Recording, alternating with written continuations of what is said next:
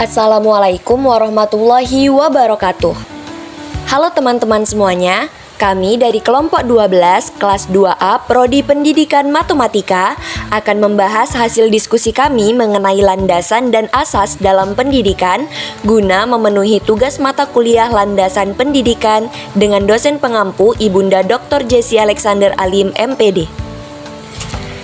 Adapun anggota dari kelompok 12 itu sendiri terdiri dari 3 orang, yaitu Aisyah Safitri dengan NIM 2305111829 dan saya sendiri Suci Anindya dengan NIM 2305111519 serta ada Welia Rama dengan NIM 2305111506. Selanjutnya, mari kita masuk ke subbab yang pertama mengenai landasan pendidikan. Apa sih landasan pendidikan itu? Landasan pendidikan secara singkat dapat dikatakan sebagai tempat bertumpu atau dasar dalam melakukan analisis kritis terhadap kaidah-kaidah dan kenyataan atau fakta mengenai kebijakan dan praktik pendidikan. Kajian analisis kritis terhadap kaidah dan fakta tersebut dapat dijadikan titik tumpu atau titik dasar dalam upaya penemuan kebijakan dan praktik pendidikan yang tepat guna dan bernilai guna. Dengan kata lain, dapat dikatakan bahwa landasan pendidikan merupakan dasar bagi upaya pengembangan kependidikan dalam segala aspeknya. Terdapat beberapa landasan yang dapat dijadikan sebagai titik tumpu dalam melakukan analisis kritis terhadap kaidah-kaidah dan kenyataan dalam rangka membuat kebijakan dan praktik pendidikan.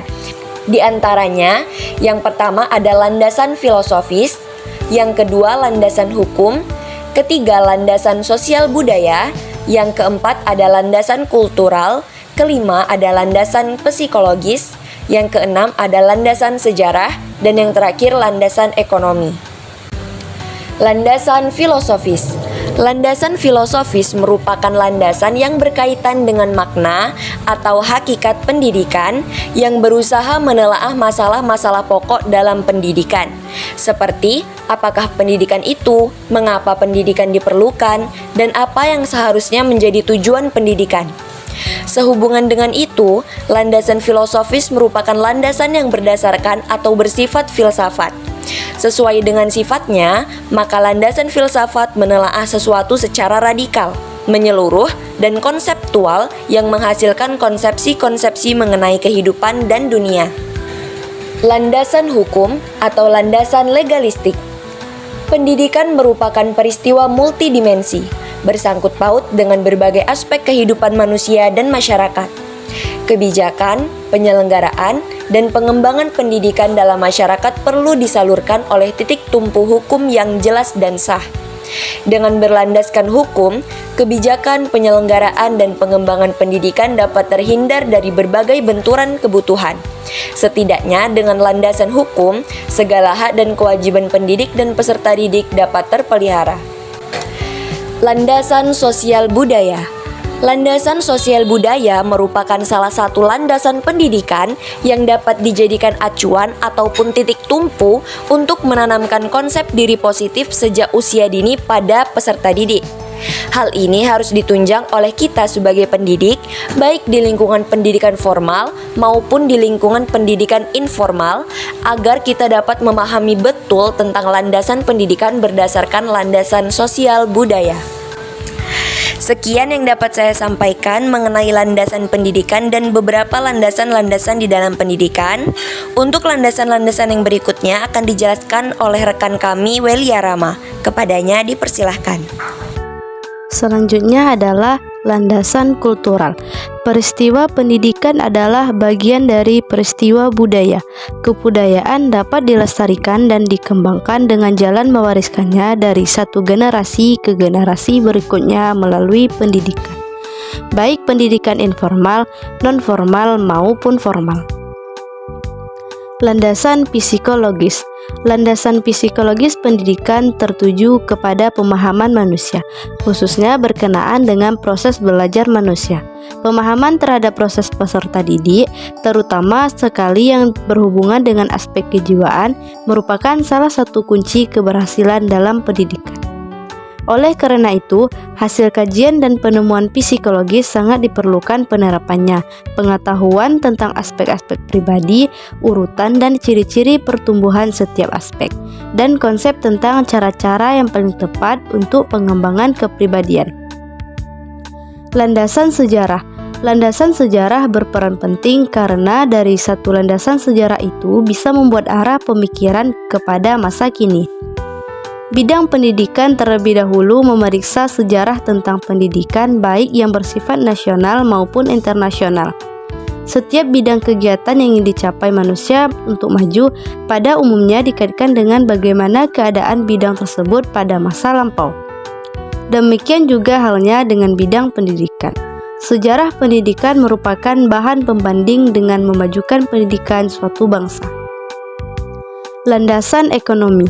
Peran ekonomi dalam pendidikan menunjang kelancaran proses pendidikan, dan sebagai bahan pengajaran ekonomi yang membentuk manusia ekonomi, yaitu manusia yang dalam kehidupan sehari-harinya memiliki kemampuan dan kebiasaan memiliki etos kerja, tidak bekerja setengah-setengah, produktif, dan hidup efisien. Materi selanjutnya akan disampaikan oleh saya sendiri, Aisyah Safitri, mengenai azas-azas dalam pendidikan. Nah, sebelum kita ke pembagian azas-azas dalam pendidikan, terlebih dahulu kita mengetahui pengertian dari azas pendidikan. Azas pendidikan merupakan suatu kebenaran-kebenaran yang menjadi dasar atau tumpuan berpikir, baik pada tahap perancangan maupun pelaksanaan pendidikan. Di Indonesia, terdapat sejumlah azas yang memberi arah dalam merancang dan melaksanakan pendidikan, di mana azas-azas tersebut terbagi menjadi 3, yaitu yang pertama azas Tut Wuri Handayani, yang kedua azas belajar sepanjang hayat, dan yang ketiga azas kemandirian dalam belajar. Pertama, azas Tut Wuri Handayani. Azas Tut Wuri Handayani mengacu pada prinsip bahwa pendidik harus mengambil peran sebagai pemimpin yang memberikan contoh yang baik dan membimbing siswa dengan penuh perhatian. Tut Wuri Handayani secara harfiah berarti teladan di depan, pengikut di belakang. Azas Tut Wuri Handayani dicetuskan oleh Ki Hajar Dewantara, kemudian dikembangkan oleh Dr. Andes Raden Mas Panji Sosro Kartono dengan menambahkan 2 semboyan lagi, yaitu Ing Ngarso Sung Tulodo dan Ing Madya Mangunkarso. Kini, ketiga semboyan tersebut telah menyatu menjadi satu kesatuan azas, yaitu Ing Ngarso Sung Tulodo jika di depan memberi contoh, Ing Madya Mangunkarso jika di tengah-tengah memberikan dukungan dan semangat, Tut Wuri Handayani jika di belakang memberikan dorongan. Selanjutnya azas yang kedua yaitu azas belajar sepanjang hayat. Azas ini menekankan pentingnya pembelajaran seumur hidup dan kesadaran bahwa pembelajaran tidak hanya terjadi di sekolah, tetapi juga sepanjang kehidupan. Ini mendorong individu untuk terus belajar, beradaptasi dengan perubahan, dan mengembangkan keterampilan sepanjang hayat. Nah, adapun kurikulum yang dapat dirancang atau diimplementasikan dalam azas belajar sepanjang hayat ini dengan memperhatikan 2 dimensi, yaitu dimensi vertikal dan dimensi horizontal. Dimensi vertikal dari kurikulum sekolah meliputi keterkaitan dan kesinambungan antar tingkatan persekolahan dan keterkaitan dengan kehidupan peserta didik di masa depan. Sedangkan dimensi horizontal dari kurikulum sekolah yaitu keterkaitan antara pengalaman belajar di sekolah dengan pengalaman di luar sekolah. Selanjutnya, azas yang ketiga yaitu azas kemandirian dalam belajar. Azas kemandirian dalam belajar menekankan kemampuan siswa untuk belajar secara mandiri. mengambil inisiatif dalam proses pembelajaran, dan mengelola diri mereka sendiri dalam mencapai tujuan belajar. Dalam azas kemandirian belajar, menempatkan guru atau pendidik dalam peran utama sebagai fasilitator dan motivator. Nah, salah satu strategi belajar mengajar yang dapat memberi peluang kemandirian dalam belajar yaitu dengan cara belajar siswa aktif atau CBSA, karena siswa dituntut mengambil inisiatif dan memikul tanggung jawab tertentu dalam belajar mengajar di sekolah. Demikian materi yang dapat kami sampaikan. Lebih dan kurang kami mohon maaf. Wassalamualaikum warahmatullahi wabarakatuh.